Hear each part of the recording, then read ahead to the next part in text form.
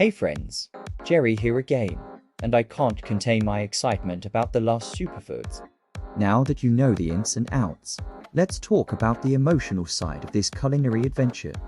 Imagine stepping into your kitchen, armed with the Lost SuperFoods, feeling a surge of confidence and creativity. It's not just a cookbook.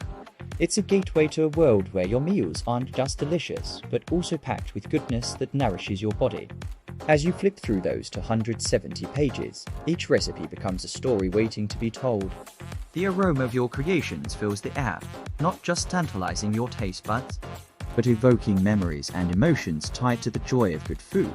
Picture this, you, confidently mastering the art of cooking with the Lost SuperFoods, creating dishes that not only satisfy your cravings, but also stand resilient against the test of time. It's not just about survival.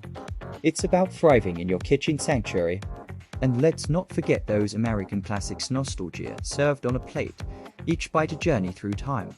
No need for fancy gadgets or refrigeration. Just the pure essence of hearty, mouth-watering goodness. Now, close your eyes and envision a future where unexpected challenges are met with a sense of readiness. The Lost SuperFoods isn't just a collection of recipes.